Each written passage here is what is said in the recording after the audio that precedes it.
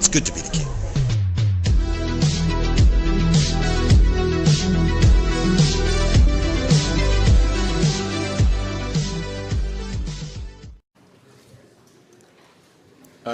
Okay, friends, I agree with quite a lot of what Paul has said, not everything, but I agree with much of it. Though I would just start by saying that much of what he said is applicable to Europe today, but the two largest countries in the world are China and India, where you have a huge amount of industrial production going on. And people have to bear in mind that lots of everyday commodities that are being produced today, which are not being produced in the United States, but are being produced in China. So it's not that the need for this form of production disappears. The Americans were very clever in what they did in offloading all this to China, which has created, for most parts of the last decade, a booming economy with a very high GDP. India hasn't quite gone that way, but because its problems are much greater in terms of governance, but one can't ignore these countries because though we live in Europe and we talk about Europe, effectively the center of the world market has shifted eastwards. And this is something that has to be registered. And this has happened regardless of the fact that the most recent technical innovations have come from the United States. As we know from the West Coast, the web, all that associated with it. We know that, but this is also now available to the rest of the world and is used in China, Japan, India, etc. So it's something to bear in mind. Secondly, I just want to say before I talk about the European Union, which is linked, about what a depressing time it is to be in Greece. And I say this as a friend of the Greek left, of the Greek people, having been in solidarity with them since '67. That's the time I was here at a big peace conference and all the foreign visitors had to be rushed back because rumors were spreading that a coup was about to take place, and indeed the very next day it did, and that was a military coup. And we know what happened for the next 7 or 8 years. And then we had a huge hopes were invested in PASOK. And many of you here who live in this country, amongst the older ones, will remember that when PASOK first came to power in '81, Andreas Papandreou was actually talking about Gramsci and Trotsky and other great thinkers. And to be fair to them, they did a lot in their first year in office. That can't be taken away from them. They did modernize and democratize the Greek state. But then we know what happened, and I'm not going to go into that. By the end of the 80s and 90s, PASOK itself had become infected with the cancer of corruption and power, and as the years went by, they had very little that differentiated them in concrete terms and policies from the center-right. And in my book, The Extreme Center, I argue that this is the politics, the economics of neoliberalism imposed on politics that creates this type of society. And it's happening gradually, sometimes not so gradually, everywhere. So we had the crisis of 2008. And Joseph Stiglitz said, the week of the crisis, he wrote, this crisis is going to be the Berlin Wall of capitalism. Everything will have to be dismantled, and we will now have to move towards other solutions. He meant, of course, Keynesian and left Keynesian solutions, and he was, alas, proved wrong. And that's the interesting thing. that when they had a moment to think and reflect, the rulers of the world, or the Western world, the dominant world, decided to carry on as before. Greece, the weakest link in the European chain, broke first. And from 2010 till now, we have seen what has happened to this country. You know the figures. I mean, on virtually every social level, large numbers of people, not a few thousand, large numbers of people have been adversely affected. Almost 50% youth unemployment. Medical research institutes in this country telling us very bluntly that between 35 and 40% of the population is underfed. Underfed. And numerous other statistics I could point out. And it was in response to all this that the social movements, the occupations of squares, the dozens of general strikes all over Greece came out and protested against that. And Syriza was the organization they chose in which to invest their hopes. It's the social movements that made Syriza what it is today. Important to understand that. It's not just the original nuclei which comprised Syriza. And that social movement, strongly supportive of the Thessaloniki program. If you have time, go and read the Thessaloniki program tonight when you go back home. Just reread it, those of you who've read it. A perfectly decent program, promising to reverse the course that has wrecked Greece. And they won on the basis of that program. In the meantime, even before Syriza came to power, the German finance ministry, livid and angry when they found out that Greece had been cooking the books. But you know, they were cooking the books with the help of Goldman Sachs.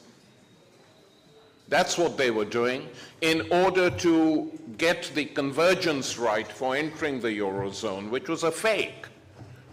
They did cook the books, but the Germans knew. Why didn't they stop it at the time? Why didn't they? Everyone knew. It wasn't a big secret, and nor was Greece the only country that was doing it. The Italians were pretty nifty as well. Cooking the books, yes. And after the crisis, then they came to their senses, and in Tim Geithner, who's a Wall Street guy appointed by Obama as his first Treasury Secretary, had to confront all this, and Geithner's basic response was reduce the debt, but make sure that the investors are paid. That's what the bailouts were all about, paying the investors. And you know, when you think about it, just as a footnote, if you count up the money paid to all the top banks, trillions of dollars, not billions, trillions of dollars, can we believe this nonsense that there's not enough money in the banks of the Eurozone to bail Greece out just like that? They could do it if they wanted, but they don't do it. And they don't do it not for economic reasons, because economically it would be beneficial to them. They don't do it for political reasons. They don't do it because they don't want the Syriza model to spread to Spain, to capture Ireland, to make people think again something's possible. Not too much, but something's possible. So they decided, even before Syriza came, Geithner said, the German finance minister, and he quotes it, told him in 2010, we're going to teach the Greeks a lesson. They lied to us, they suck, they were profligate and took advantage of the whole thing, and we're going to crush them. In so many words, quoted in Tim Geithner's memoirs. And Geithner said his response was this. He quotes himself and what he said to the German finance minister. You can put your boot on the neck of those guys if that's what you want to do. But you must also give the investors what they want. That is the difference, if you like, between American policy and EU policy. And so it has been going on. So this is what they were doing to previous governments. And when Syriza comes to power, on the very first meeting on the 20th of February in Berlin, Schäuble told Tsipras and Varoufakis very openly, forget your program. The program on which you're elected, forget it. Okay, if you want, we'll call the Troika the institutions if you want a tiny concession. Okay, if you want, we won't directly come and inspect your books, but you do it in any case and we'll check them in Brussels. That's all. That is all. And the big mistake these comrades made was to come back and pretend that this was a victory. You've had to abandon your entire political program and that's a victory? Not just 1 point or 2 points or this or that, the whole program. And that was the sign for the rest of the world that democracy, in fact, as far as these guys are concerned, doesn't matter a damn. That's what happened. And then it carried on, and the logic led to this. And let me tell you that all the Greek comrades I've spoken to, some pro the government, some not in favor of it, are agreed on this, that the size of the referendum victory shook the European elite. It shook them because they were not prepared for it. Because the propaganda campaign they waged, the propaganda blitzkrieg, what was it? If you vote no, it means you want to leave the Eurozone. Every single mainstream newspaper, every mainstream politician, all these jokers who teach lessons to the Greek people, like Juncker, you know, sort of runs a Ruritanian duchy called Luxembourg, which is the biggest tax evasion center in Europe, and they want the Greeks to pay more tax.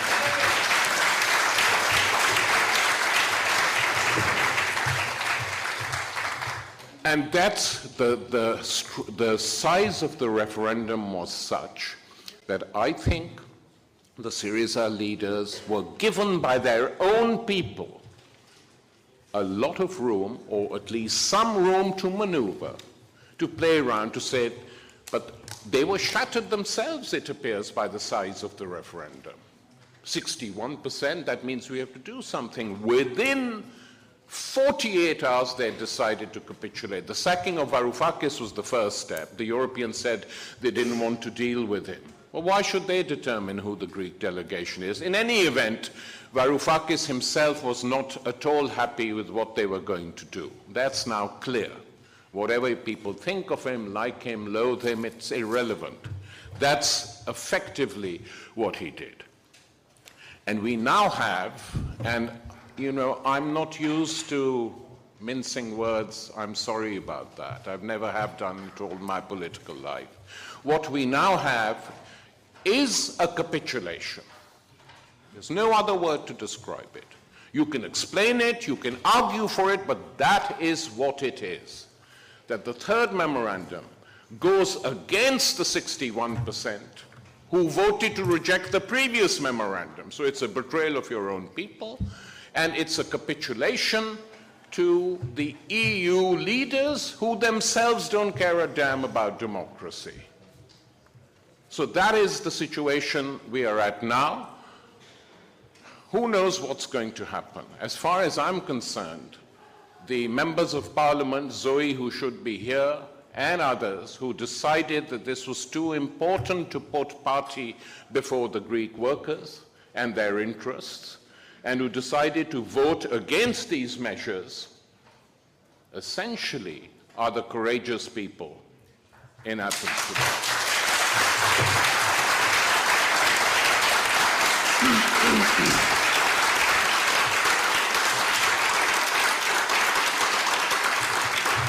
So,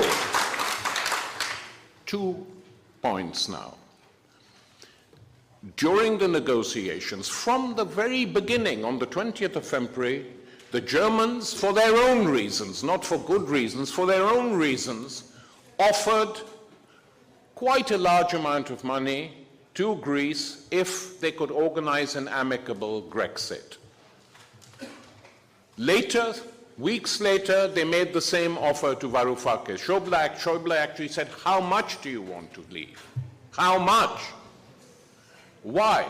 Because the Germans, who were never in favor of the one currency in the first place, but backed down under French pressure, felt that it was now out of control. They need to restructure the Eurozone system. If you look at all the papers being produced by right-wing economists in these countries, they all say that. They can't restructure it with some of these countries in the Eurozone, which is why they were prepared to do a deal. And in my opinion, to be perfectly frank, that deal would have been much better than what finally Greece has accepted. They should have accepted that. Please.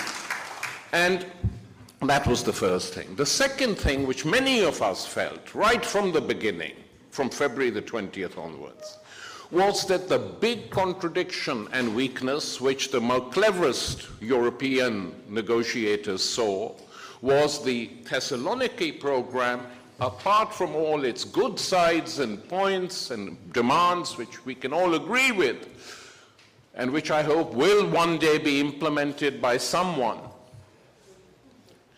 also had this dogmatic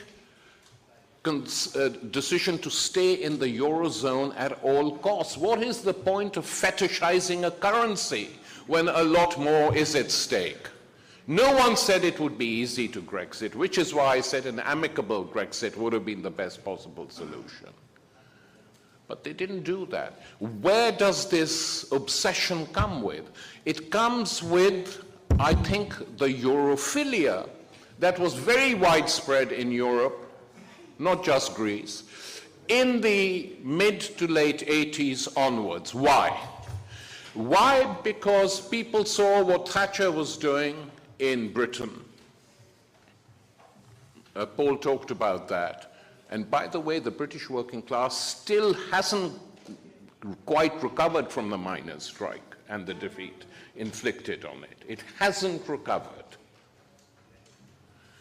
So the trade unions thought that Jacques Delors offered some hope because he was offering a social Europe. And one of the most amazing sights I've seen, amazing in the sense of slightly odd, was Jacques Delors coming to address the TUC conference in Britain, being given a standing ovation by the brothers and sisters who spontaneously, not knowing any other French, burst into singing Frère Jacques,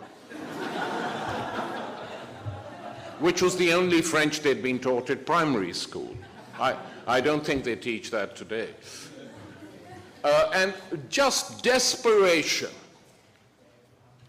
The only way to defeat Thatcher is link up with something bigger. I understand it in a way. But what they didn't realize, and they couldn't realize at that time, was that the European Union was going to change. After the Maastricht Treaty, there was no excuse not to understand which way Europe was going. We knew what they did when they allowed votes on the new European Constitution, which had at its heart neoliberalism. And the French voted against, despite the fact that the entire media and all the political class were for it. The French voted against, made no difference at all. The Irish voted against it once, were threatened, bullied, cajoled, and they had another referendum to give the Irish people a second chance. And the second time they voted for it. And that should have been the signal as to what Europe had become.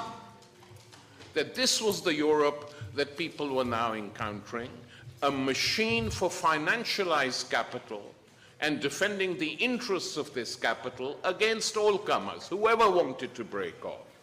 That is what many other parts of Europe and Greece today are suffering from. And I'll tell you something. Normally, what happens in the European Union is of nil interest because they hide most of the bad decisions they make. They're not discussed, they're not talked about. Maastricht was covered up very quickly and all that. What they have done to Greece is unusual because it has been done in public. And the reason it's been done in public is to show the other Europeans, you misbehave and step out of line. See what we did to Syriza? We crucified Tsipras, as two finance ministers said to each other as they were coming out, laughing and joking at their triumph. So in this particular situation, one has to ask, what does it mean to be a member of the European Union? It's not an equal union. It's not a family. Well, it is a family if you look at it like this.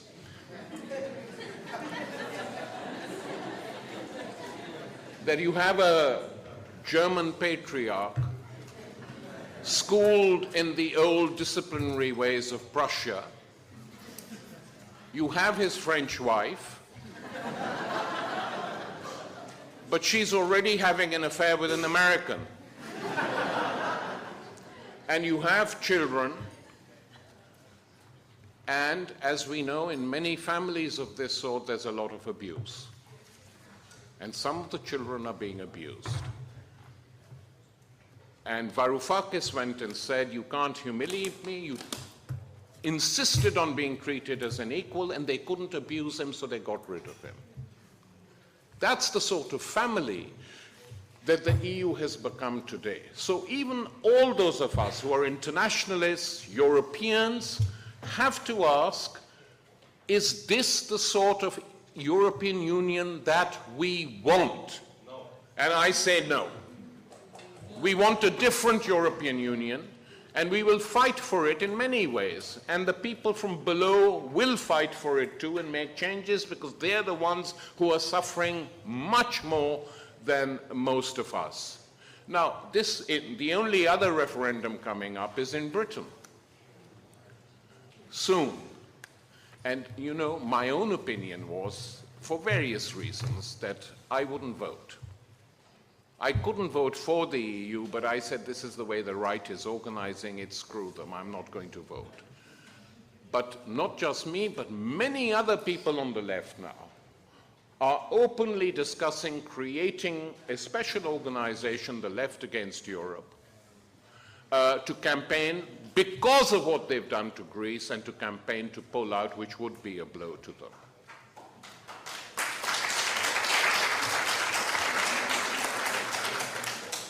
And of course all the mainstream parties will be pro-European, and most of the newspapers will be pro-European as such. And in Scotland, there's a huge debate which will take place, because were Scotland to go independent, they would be, if they tried to do anything, they would be treated just like Greece has been treated, and Scottish people are realizing this, and there's much more political consciousness there. In fact, the most radical development on the British Isles has been the emergence of politics and the emergence of a social democratic formation, and to its left, a large far left group. So that's where debates are effectively taking place. So we will see what happens. But in the meantime, we have to stop confusing the Eurozone with the EU, and secondly, confusing the EU with something that is progressive. There is nothing progressive about the EU at all. As to what, we've seen what it's done, and we've seen what impact the capitulation has had, and it's not over. I have to be frank. I don't think this government can last too long after this. I don't know, there's nothing else, don't get me wrong, but I don't think that this government, which has carried out these measures and is in power now with the help of the Conservatives and the remnants of PASOK and the Society for Loving Marie Antoinette, which is what Potami really is. So being in power with the support of these people is an unstable situation. So for whatever reason, they will have to go to the elections within the next 6 months, I would have thought, to clarify the situation and to give Greek voters a chance. And the assumption is that because there's no other party, the masses will turn out and vote for this one. Well, there is another choice, which has been exercised in some countries, which is to stay at home and not vote at all, especially when you're disappointed. So one shouldn't take anything for granted. But the reason all this is happening, is because of this fatal trust in the EU. And that is at the root of this, and that is something that has to be corrected. Okay, thank you.